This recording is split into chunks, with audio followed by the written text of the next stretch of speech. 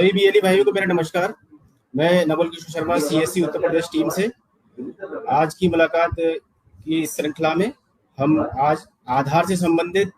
Services और उसमें कुछ एक नए अपडेट्स जो आए हैं उस पर चर्चा करेंगे। तो जो भी बीएलई भाई इस सेशन को देख रहे हैं उनका सभी का स्वागत है। कुछ एक चेंजेस हैं जो कि आधार सॉफ्टवेयर में हुए हैं, क्योंकि हमारे बीएलई भाई हैं जो कि बैंक पीसी हैं, उनमें से कुछ एक सेलेक्टेड बीएलई भाई जो कि आधार के मानकों को पूरा करते हैं,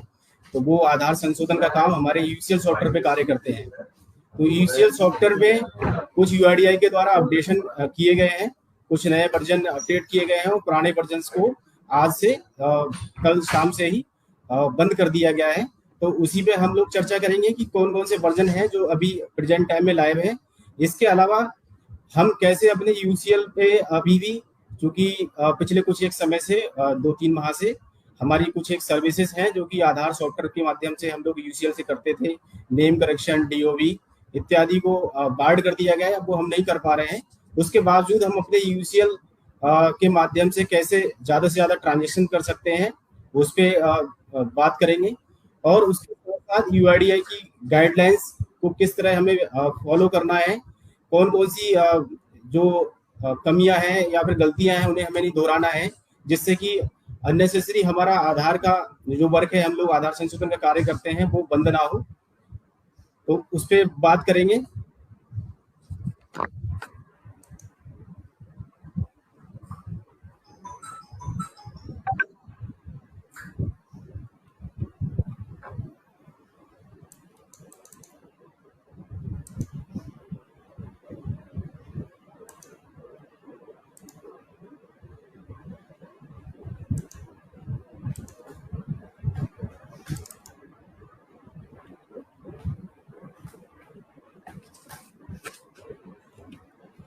जैसा कि मैंने बताया कि यूआईडीआई के द्वारा कुछ एक वर्जन है जो हम लोग जिस पे काम करते थे वो बंद कर दिए गए हैं, जिसमें कि बेसिक वर्जन जो था 166, जिससे जो अपडेट होकर 167, 168, 169, 170, 171, 172 या कुछ भी एलई भाई हमारे 173 या 179 पर जो काम कर रहे थे, तो वो अब काम नहीं कर पा रहे होंगे। हो सकता है उनकी मशीन अब सिंक नहीं हो पा रही है, तो उनसे सभी से रिक्वेस्ट है कि वो इस अपनी जानकारी को अपडेट कर लें कि अब आप 176 से एबव जितने भी आधार वर्जन है 176, 178 या 178 जो है उस पर ही काम कर पाएंगे।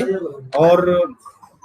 पिछले कुछ समय से आपको पता ही है, अब हम आधार यूसीएल सॉफ्टवेयर के माध्यम से केवल mobile number, email ID, address update और साथ में डॉक्यूमेंट अपलोड पर काम कर सकते हैं। हम किसी भी तरह से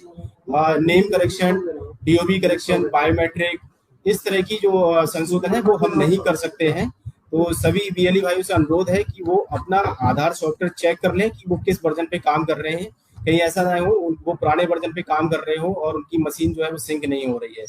तो मशीन सिंक नहीं होने का कारण ये हो सकता है कि आप जो है पुराने वर्जन पे काम कर रहे हैं, तो आप हमसे या डिस्ट्रिक्ट मैनेजर जो आपके जनपद में है, डिस्ट्रिक्ट मैनेजर के माध्यम से स्टेट टीम में हम लोग जो है जो देखते हैं आधार वर्टिकल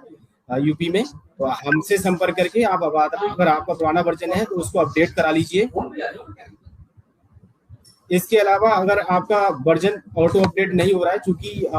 आधार का जो सॉफ्टवेयर है वो आधार ओटीए क्लाइंट जो सर्विस पे जाकर आप चेक करते हैं तो वहां पर आधार ओटीए सर्विस मिलती है, अगर उसको आप स्टॉप करके स्टार्ट करते हैं, इस बीच अगर आपके इंटरनेट की कनेक्टिविटी अच्छी है, इंटरनेट की स्पीड अच्छी आ रही है, तो आपका सॉफ्टवेयर ऑटो अपडेट जनरली हो जाता है। इनकेस नहीं हो पा रहा है तो मैनुअली अपडेट करना होता है। तो मैनुअल अपडेट करने के लिए ही मैं आपको जो बता रहा था कि आप अपने जिला प्रबंधक या फिर यूआईडी में हम स्टेट टीम मतलब हम लोगों से संपर्क करके इसको अपडेट करा लीजिए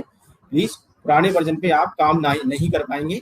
जिससे कि आपका अननेसेसरी ज्यादा दिन तक काम बाधित ना हो।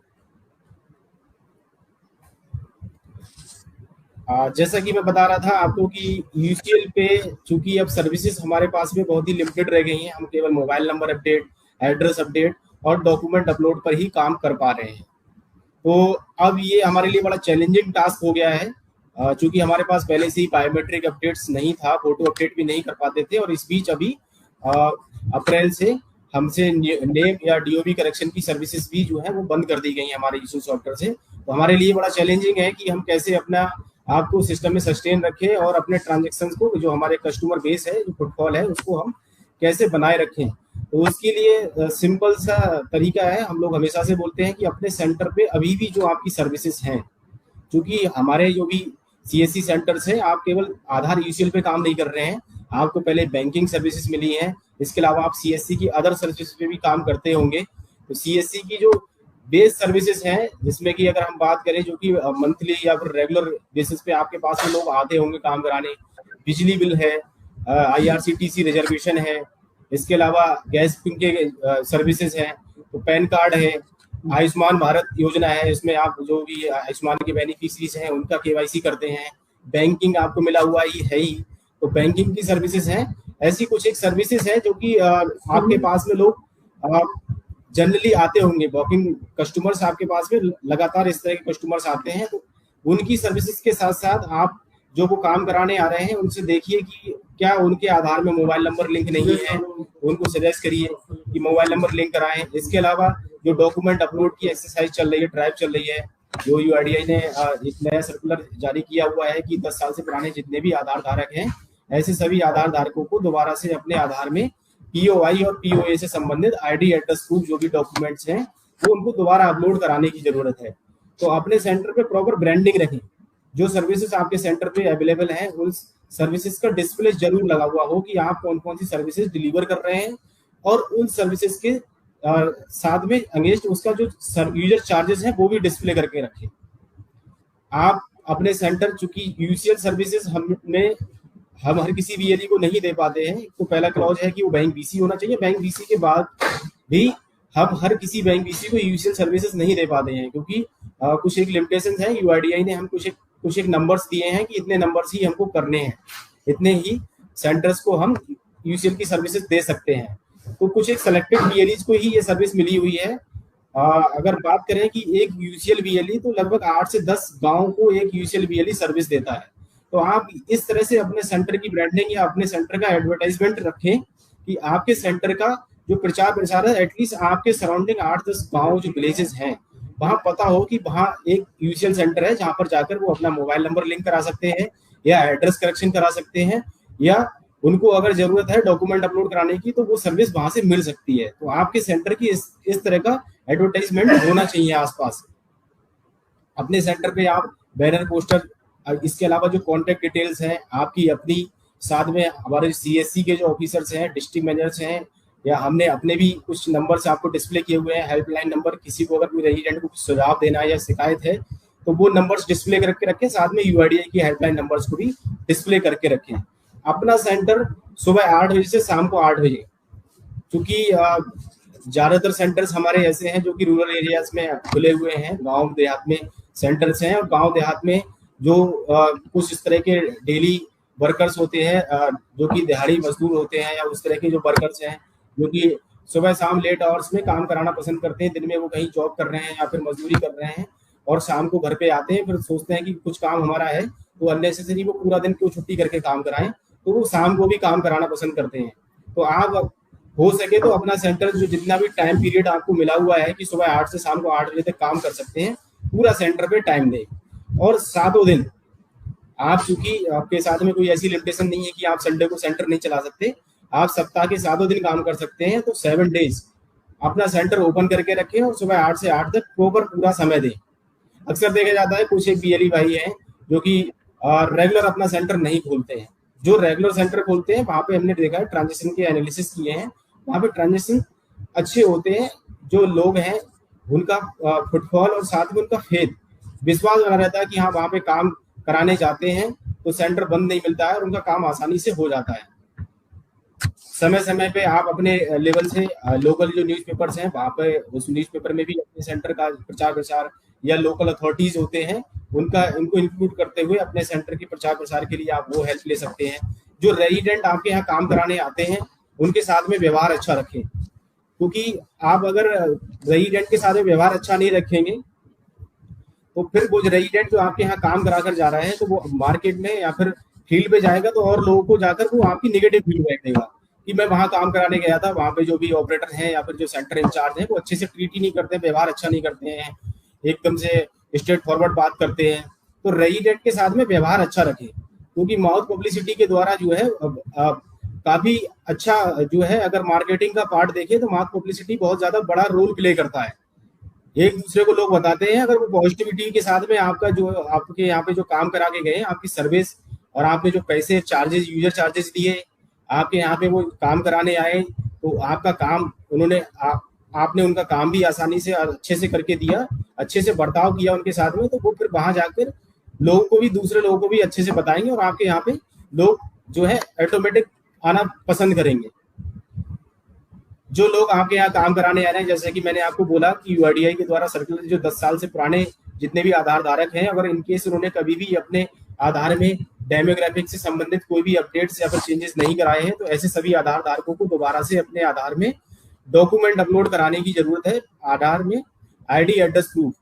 पीओआई और पीओए, तो वहां पे अपने सेंटर पे डॉक्यूमेंट अपलोड के संबंध में जो पोस्टर बैनर आपके बीच में हम लोगों ने शेयर किए हैं वो लगाकर रखें, जिससे कि लोग अगर वो बैनर पोस्टर देखेंगे तो उनके अंदर एक ईगरनेस, एक क्यूरियोसिटी आएगी कि ये क्यों लगा हुआ है, इसका क्या मतलब है।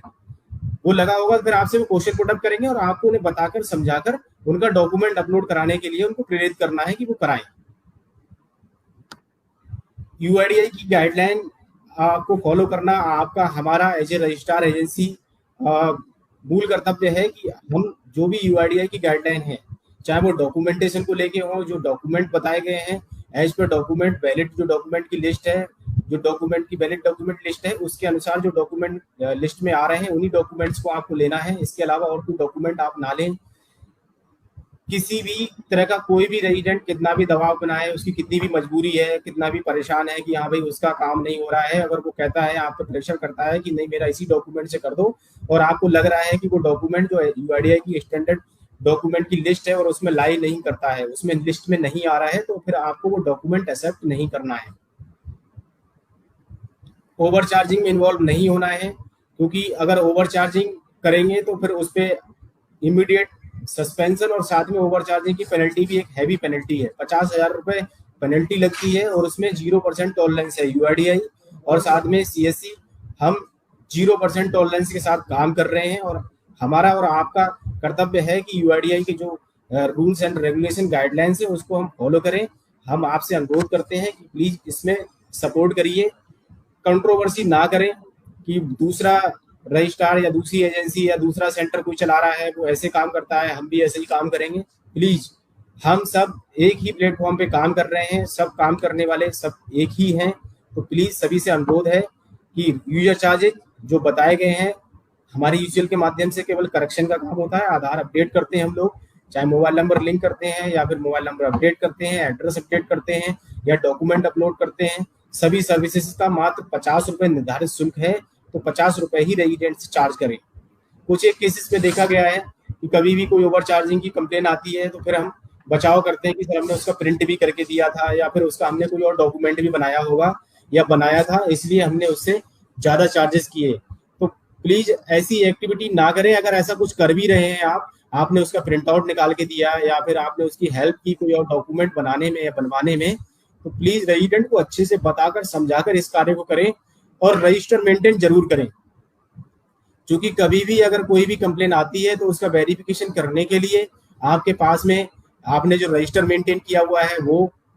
और साथ में आपके सेंटर पे सीसीटीवी कैमरे इत्यादि लगे हो, आपके सेंटर पे रेट लिस्ट लगी हुई हो, आपके सेंटर पे बाहर भी जो हेल्पलाइन नंबर यूआईडीआई के हैं वो सभी डिस्प्ले हुए और रखे होंगे। तो फिर क्रॉस वेरिफिकेशन जब किया जाएगा तो रेजिडेंट से पूछने के लिए आपने जो रजिस्टर मेंटेन किया है, रजिस्टर में जो मोबाइल नंबर है रेजिडेंट के एग्जैक्ट वही मोबाइल नंबर हो जो रेजिडेंट अपना मोबाइल नंबर अपने आधार में अपडेट करा कर गया है, या फिर उसने आधार में अपना जो भी कुछ काम कराया था जो उसका मोबाइल नंबर स्वयं का था। ऐसा ना हो कि मोबाइल नंबर गलत लगे होते हैं, रजिस्टर में मेंशन रहते हैं, या फिर इनकरेक्ट डिटेल बिल्कुल भी मेंशन ना करें, या फिर रजिस्टर को प्रॉपर तरीके से मेंटेन करके रखें और रजिस्टर में जो जिस कार्य को आपने किया है उस कार्य को मेंशन करें और रेजिडेंट को अच्छे से बताएं हो सके। क्योंकि आप हमारे जितने भी सीसी सेंटर हैं सभी पे और भी सर्विसेज आप लोग डिलीवर कर रहे हो, जैसे कि मैं बताया कि आप हो सकता है वहाँ पे आय जाति निवास का भी काम कर रहे हैं या बर्थ सर्टिफिकेट में भी हेल्प कर रहे हैं, तो उस काउंटर को अलग कर दें। आप आधार का काम जहाँ पे जिस एरिया में अपने सेंटर पे कर रहे हैं उसको सेपरेट पार्टीशन कर लीजिए, पोर्शन कर लीजिए, जिससे कि रेजिडेंट को ये अच्छे समझ में आ जाए कि हाँ आधार की सर्विसेज यहाँ पे और भी काम मैंने भले ही कराया है, लेकिन आधार में जो मैंने काम कराया, मोबाइल नंबर लिंक कराया या कुछ और भी मैंने काम कराया है, तो उसके लिए जो यूजर चार्जेस निर्धारित शुल्क थे 50 रुपये, वो वही दिया है मैंने। कभी भी कोई भी अनजान व्यक्ति है उसको अपना सिस्टम रिमोट पर ना दें। जैसे कि मैंने अभी आपको बताया कि अभी सॉफ्टवेयर में चेंजेस हुए हैं, तो सॉफ्टवेयर चेंजेस के लिए एक प्रोसेस फ्लो है जो कि मैंने आपको शेयर भी किया हुआ है, ग्रुप के माध्यम से आपको मेल पे भी शेयर किया हुआ है कि कैसे आप ऑटो अपडेट अगर नहीं हो रहा है आपका सॉफ्टवेयर, तो आप खुद से भी कर सकते हैं। इन केस अगर आप नहीं कर पा रहे हैं तो आप अपने साथी VLE या फिर कोई अननोन पर्सन जो कि आपको बोले कि लाओ मैं करके दे देता हूँ, तो प्लीज ना करें। अगर आप खुद से नहीं कर पाते हैं तो आपके जिले में हमारे CSC के जिला प्रबंधक हैं, CSC की डिस्ट्रिक्ट टीम है, उससे संपर्क करिए या हम लोगों को मेल पे सूचित करिए। हमसे मेल पे या फिर व्हाट्सएप या फिर कॉल के माध्यम से संपर्क करने का प्रयास करिए। प्लीज किसी भी अनजान व्यक्ति को या फिर कोई भी ऐसा ग्रुप जिसमें कि जो ऑफिशियल नहीं है CSC की तरफ से, जिसमें CSC का कोई भी ऑफिशियल या फिर एम्प्लॉई एडेड नहीं है, तो ऐसे ग्रुप्स में आप ऐड ना रहें। प्लीज सभी VLE भाइयों से अनुरोध है। कुछ एक केसेस में कुछ कंप्लेंट्स हम लोगों तक प्राप्त हो रही हैं, कुछ ऐसे जो कि ग्रुप चलते हैं, तो प्लीज ऐसे ग्रुप में आप लोग अगर एडेड हैं कहीं पे भी किसी भी तरह से, तो आप उससे एग्जिट कर लीजिए अपने आप को, क्योंकि आपके पास में आधार यूसिल की सर्विस है जो कि जिसपे आप काम करने के लिए ऑथराइज हैं। तो प्लीज ऐसे किसी भी इलीगल या फिर अनऑथराइज ग्रुप में आप ऐड ना रहें, या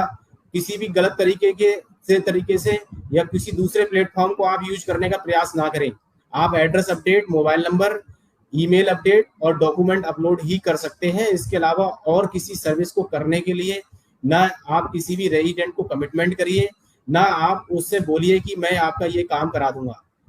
क्योंकि आपके यहाँ पे नेम करेक्शन, DOB करेक्शन, ये सभी सर्विसेज अब तक होती आती थी। रेजिडेंट आपके यहाँ काम कराने आते होंगे अभी भी, तो प्लीज अब हमारे पास वो सर्विसेज नहीं है, तो आपसे अनुरोध है कि अब रेजिडेंट को आप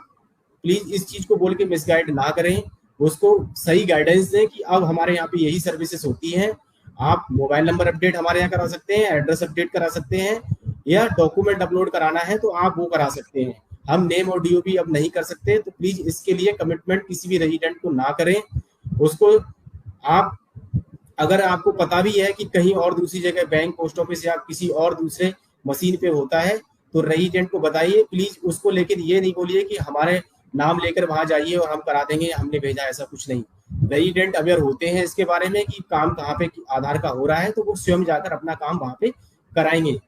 उसके लिए आप खुद से अपना कमिटमेंट ना करें और ना उससे इसके लिए कोई भी चार्जेस अपने यहाँ पे लें। आप जो सर्विसेज दे रहे हैं, मोबाइल नंबर अपडेट कर रहे हैं, एड्रेस कर रहे हैं या डॉक्यूमेंट अपलोड कर रहे हैं, तो प्लीज वही करें और अच्छे से रेजिडेंट को बताएं इसके बारे में। जो एड्रेस अपडेट में, चूंकि मोबाइल नंबर या ईमेल अपडेट में कोई डॉक्यूमेंट यूज होता नहीं है, जो डॉक्यूमेंट अपलोड है या आपके पास में अब एड्रेस अपडेट है, तो एड्रेस अपडेट के लिए जो भी रिलेवेंट डॉक्यूमेंट लिए जाते हैं, आप एड्रेस अपडेट के लिए जो डॉक्यूमेंट ले रहे हैं उसको अच्छे से चेक कर लें। उसमें प्रॉपर डिटेल रेजिडेंट की है, साइन स्टैम्प, या फिर उस पर साइन स्टैम्प अगर स्टैंडर्ड फॉर्मेट लेके आया है तो साइन स्टैम्प जो है वो बताया है आपको, तरीका किस तरह से चेक करना है वो प्रॉपर दिया हुआ है। उस पर किसी भी तरह की टेम्परिंग या वाइटनर या कटिंग नहीं होनी चाहिए। कोई भी कोशिश करिए कि स्टेपल इत्यादि किया हुआ फोटो ना हो, पेस्ट किया हुआ फोटो होना चाहिए जब आप, क्योंकि कई बार जब आप स्टेपल किया हुआ फोटो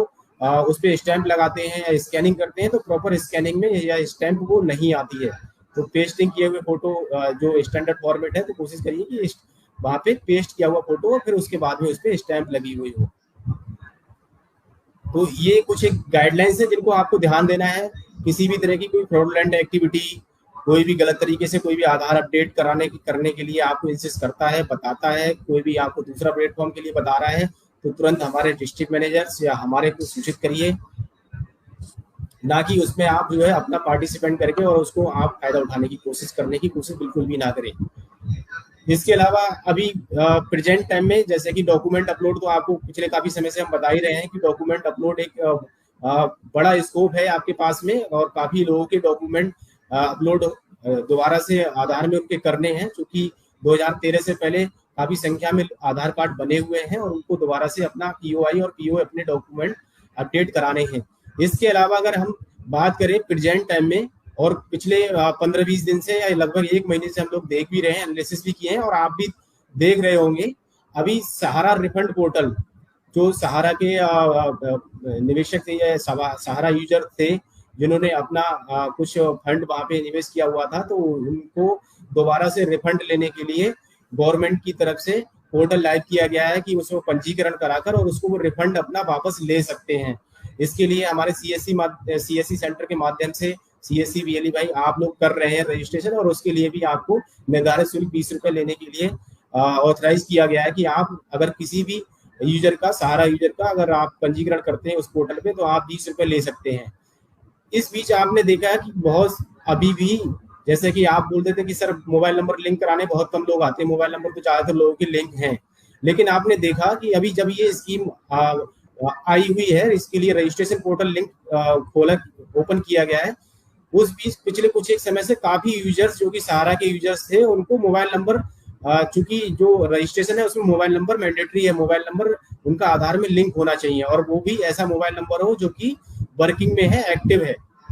तो आपने देखा कि अब फिर से दोबारा से फुटबॉल, और कुछ एक डिस्ट्रिक्ट्स में अगर मैं बात करूं, स्पेशली इधर यूपी ईस्ट के हमारे कुछ एक जिले हैं, गोरखपुर हैं, सिद्धार्थनगर, महाराजगंज, कुशीनगर, देवरिया है, इधर सुल्तानपुर, आजमगढ़, तो इस बेल्ट से काफी एक मात्रा में लोग रेजिडेंट निकल कर आ रहे हैं कि वो दोबारा से, या उनका हो सकता है मोबाइल नंबर लिंक ही नहीं था आज तक, तो उनको जरूरत पड़ रही है।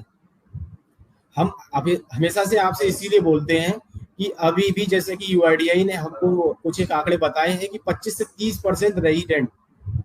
अगर 130 करोड़ आधार कार्ड की बात करें कि 130 करोड़ आधार कार्ड धारक हैं, 130 करोड़ लोगों का आधार कार्ड जारी हो गया है, उसमें से 25 से 30% लोग अभी भी ऐसे हैं जिनके आधार में मोबाइल नंबर लिंक नहीं है। लेकिन एक टेंडेंसी है, ह्यूमन टेंडेंसी है कि लोगों को जब तक जरूरत महसूस नहीं होती तो लोग नहीं कराते हैं। तो हो सकता है ये भी कुछ ऐसे यूजर्स थे या रेजिडेंट थे जिनको कभी जरूरत नहीं पड़ी, लेकिन अब क्योंकि सहारा में उनका इन्वेस्टमेंट था या सहारा में उनका रिफंड उनको लेना है, तो उनको जरूरत पड़ रही है मोबाइल लिंक कराने की, तो वो आगे निकल के आ रहे हैं। तो आपसे हम लोग यही बोलते हैं कि आप रेजिडेंट को प्लीज, क्योंकि सीएससी एक ऐसा प्लेटफॉर्म है, सीएससी एक ऐसा अपने आप में मॉल है, क्योंकि आप इतनी सर्विसेज दे रहे हैं, तो एक उस सर्विसेज, एक छतरी के नीचे, एक छाता के नीचे, जो अम्ब्रेला के नीचे आप सर्विसेज दे रहे हैं, कि अपने आप में मॉल है उस सर्विसेज को डिलीवर करने के लिए। तो आप अपने सेंटर पे यूसीएल जैसी सर्विस आपको मिली हुई है, तो आप जरूर लगा कर रखें कि अगर प्रिय आधार धारक अगर आपका मोबाइल नंबर आधार में लिंक नहीं है, हो सकता है वो आपके यहाँ पे कुछ और काम कराने रेजिडेंट आया है, अगर आपने वहां लिख रखा है, बोल्ड अक्षर में लिखिए, क्योंकि अब तो आपके पास में 2 ही 3 सर्विसेज हैं। आप मोबाइल नंबर लिंक करवा रहे हो, आप केवल मेल आईडी अपडेट कर सकते हो या लिंक कर सकते हो, या एड्रेस अपडेट कर सकते हो, और डॉक्यूमेंट अपलोड। तो प्लीज ये 3-4 सर्विसेज जो आपके हाथ में एक यूनिक सर्विसेज हैं जिसको और लोग नहीं कर पाते हैं, तो आप उनको बोल्ड, आप बैनर पोस्टर कोई बड़ा सा बनाकर रखिए कि अगर आपके आधार में मोबाइल नंबर लिंक नहीं है, और भविष्य में जो सरकारी किसी भी तरह की कोई योजना है या फिर गैर सरकारी भी योजनाएं हैं इस तरह की, जो भी जैसे आपने देखा भी सारा रिफंड के लिए ही लोगों को मोबाइल नंबर मैंडेटरी है, अपडेट कराना पड़ता है, तो आप लगा कर रखें, जिससे कि लोगों को अननेसेसरी भीड़ में या उस लाइन में कतार में लगना ना पड़े। जैसे कि आपको बार बार बोला जा रहा है कि आधार में जो डॉक्यूमेंट अपलोड ड्राइव है, इस पे बहुत उम्मीद है यूआईडीआई को, और स्पेशली हमसे बहुत उम्मीद है, क्योंकि हमारे नंबर्स इतने होते हैं। हम अगर यूपी में बात करें तो 5000 से ज्यादा हमारे एक्टिव यूसीएल सेंटर्स हैं, और हमारी रीच ग्राउंड लेवल पे गांव तक होती है, ठीक है। तो हमसे काफी उम्मीद रहती है, तो हम अवेयरनेस में भी अपना इन्वॉल्वमेंट रखें, कि लोगों को अवेयर करने के लिए भी हमारा एक कंट्रीब्यूशन निकल के आए,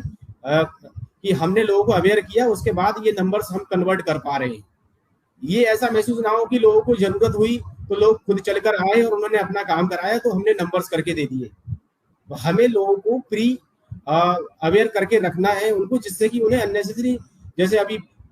देख रहे हैं 2-3 दिन से थोड़ा सा सर्वर प्रॉब्लम कर रहा है, कल भी सर्वर बहुत प्रॉब्लम कर रहा था, और आज भी बहुत सर्वर पे हैवी ट्रैफिक है या जो भी है। यूआईडीआई पे जब भी कुछ भी सॉफ्टवेयर में चेंजेस या बैकएंड से टेक्निकल टीम यूआईडीआई की कुछ वर्क करती है, तो इस तरह के चैलेंजेस आते हैं, और सर्वर जो है वो काम करना बंद करता है, या सर्वर स्लो वर्क करता है। तो लोगों को आप थोड़ा सा अवेयर करिए कि भाई, जैसे कि अभी सहारा में जरूरत पड़ी, कितने लोगों ने मोबाइल नंबर नहीं लिंक कराए हुए थे, अब कराने पड़ रहे हैं उनको। तो सभी लोग अपना, जो भी आपके लोग सेंटर पे काम कराने आते हैं, पीएलई भाइयों से अनुरोध है कि स्पेशली ये 2-3 चीजें जो आपके पास रह गई हैं आधार में, और इसमें भी बड़ा स्कोप आपने देखा भी है, काफी यूजर्स ऐसे हैं, आधार धारक ऐसे हैं जिनके मोबाइल नंबर अभी लिंक नहीं है, हो सकता है कभी, अभी जैसे वन फैमिली वन आईडी आपको ऑलरेडी बताया, मैंने पिछले भी लाइव सेशंस में बताया था, और आप लोग अभी इसके लिए भी रजिस्ट्रेशन कर रहे होंगे हमारे बीएलई भाई, क्योंकि वो रजिस्ट्रेशन भी ई डिस्ट्रिक्ट पोर्टल के माध्यम से हो रहे हैं, और उसको लेके भी डिस्ट्रिक्ट एडमिनिस्ट्रेशन से जिला प्रशासन, जिला अधिकारी महोदय के द्वारा बार बार जो है समीक्षा बैठक की जा रही है कि उसमें कितना प्रगति जो है जिलेवार चल रही है। वन फैमिली वन आईडी में भी मोबाइल नंबर लोगों के या रेजिडेंट के आधार में लिंक होना जरूरी है। जिन लोगों के मोबाइल में अगर आधार नंबर लिंक नहीं होंगे तो वो वन फैमिली वन आईडी का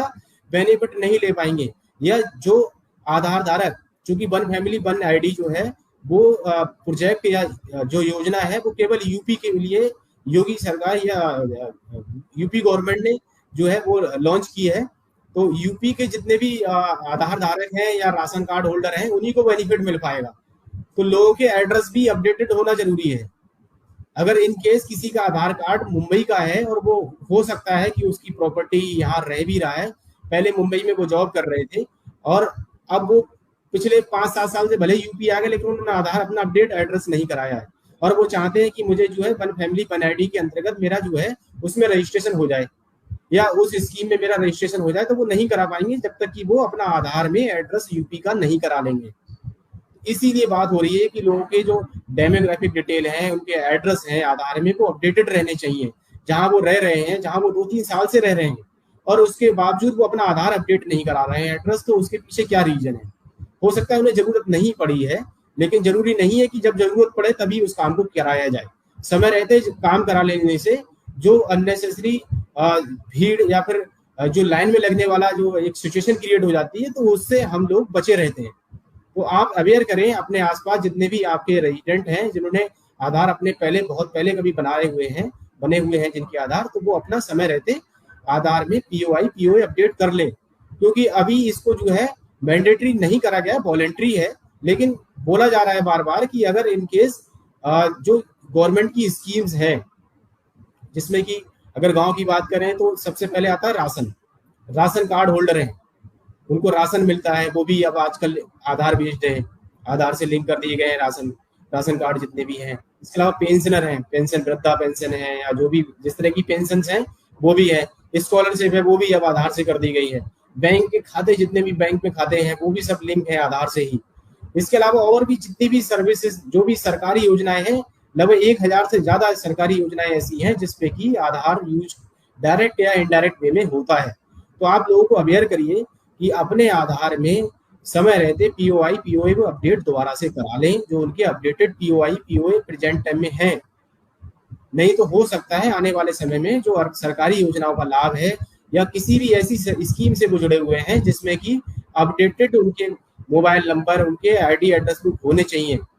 फॉर एग्जाम्पल जो हमने अभी देखा है, एग्जाम्पल दे रहा था आपको सहारा का, कि सहारा में बहुत बड़ी संख्या में लोग निकल के आ रहे हैं, आधार धारक ऐसे निकल के आ रहे हैं जिन्होंने मोबाइल नंबर आज तक लिंक ही नहीं कराए थे, और वो इस सर्विस का बेनिफिट तब तक नहीं ले पा रहे हैं, रजिस्ट्रेशन नहीं कर पा रहे हैं जब तक उनका मोबाइल नंबर लिंक नहीं है। तो प्लीज सभी आप बीएलई भाइयों से अनुरोध है, स्पेशली जो हमारे यूसीएल पे बीएलई भाई काम कर रहे हैं, कि आप रेजिडेंट को अवेयर करें और ये जो भी सर्विसेज आपके पास में आपके यूसीएल सॉफ्टवेयर पे अभी भी अवेलेबल है उनको ज्यादा से ज्यादा डिलीवर करने के लिए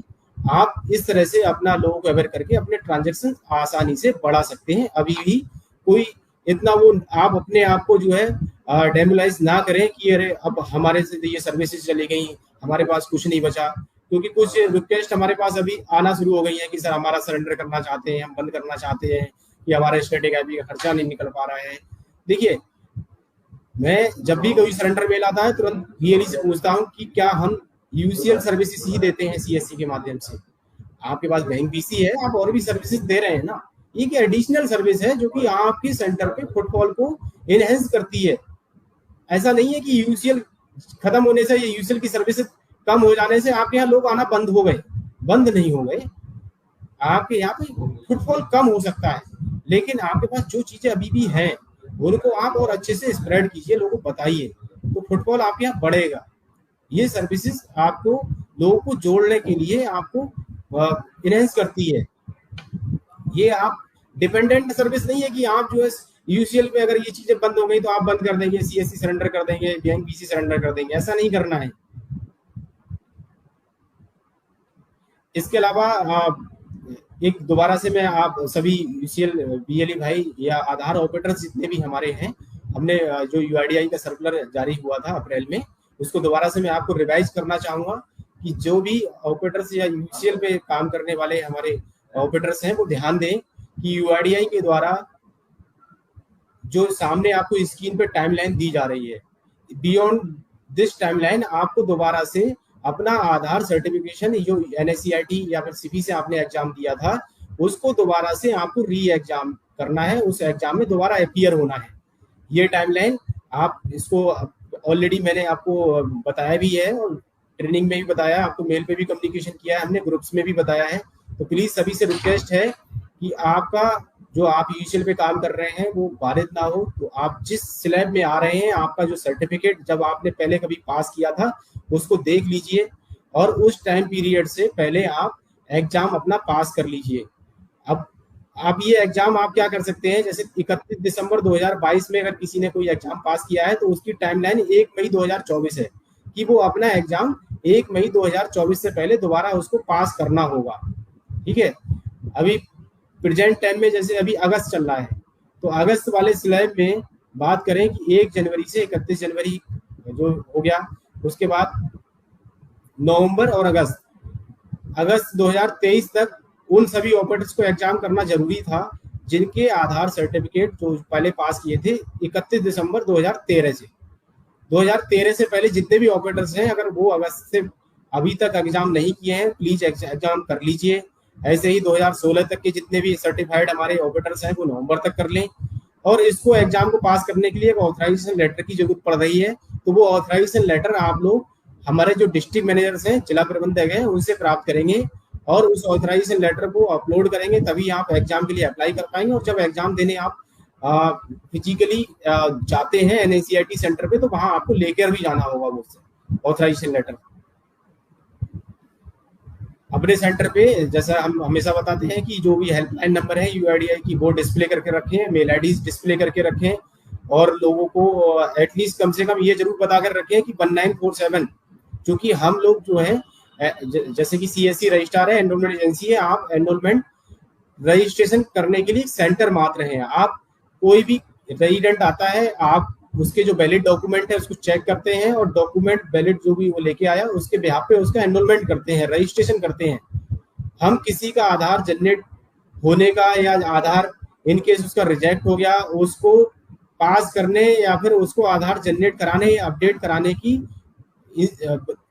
सियोरिटी या फिर गारंटी नहीं लेते हैं, क्योंकि आधार जारी करने की जो अथॉरिटी है वो यूआईडीआई है। आपने जो इसके डॉक्यूमेंट से उसको अच्छे से चेक किया और उस डॉक्यूमेंट को चेक करने के वेरिफिकेशन के बाद आपने एज पर गाइडलाइन उसका एनरोलमेंट करते हुए उसको एनरोलमेंट स्लिप दे दी। उससे जो यूजर चार्जेस थे, निर्धारित शुल्क थे, 50 रुपए वो चार्ज किया और उसको बता दीजिए अच्छे से कि 1947 नंबर है, इस पे वो अपना ट्राई करते रहे। इसके अलावा help@uidi.gov.in मेल आईडी है, इस मेल आईडी पर भी मेल करके वो अपना कोई भी क्वेरी या कोई क्वेश्चन है उनका, इनकेस आधार रिजेक्ट हो जाता है या कोई और भी वजह से उनका आधार डिले हो रहा है, प्रोसेस नहीं हो रहा है, जनरेट नहीं हो रहा है, तो 1947 या help@udi.gov.in ईमेल आईडी पर मेल कर सकते हैं। पिछले एक समय से, पिछले 1-1.5 महीने से एक प्रॉब्लम भी आ रही है, कुछ एक पैकेट जो है प्रोसेस में नहीं जा रहे हैं या कुछ पैकेट प्रोसेस होने में समय लग रहा है।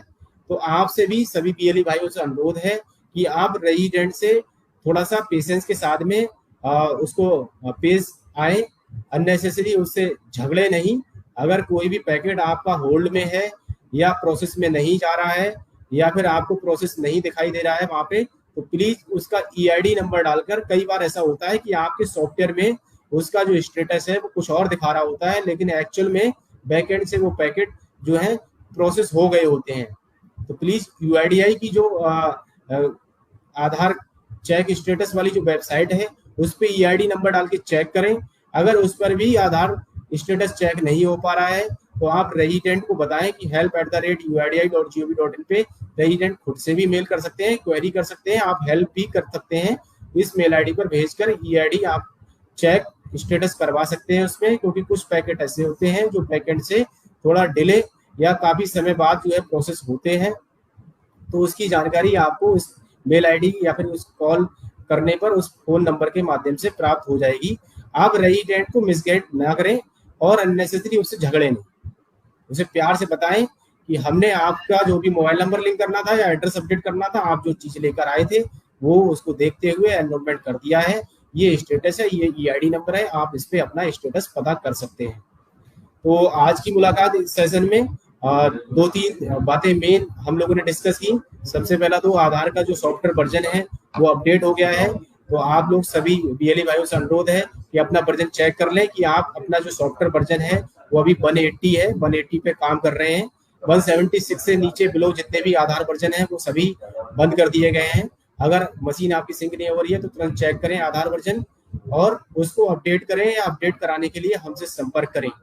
इसके अलावा आप निर्धारित शुल्क ही लें अपने सेंटर पे। अभी भी हमारे पास काफी बड़ा स्कोप है कि हम अच्छे से अपने सेंटर पे अच्छे ट्रांजेक्शन कर सकते हैं। बस हमें थोड़ा सा शर्त यही है कि अपने सेंटर पे प्रॉपर समय देना है, डेली अपना सेंटर खोलना है। सुबह 8 बजे आप सेंटर पे काम कर सकते हैं तो शुरू करिए, पूरा समय दीजिए,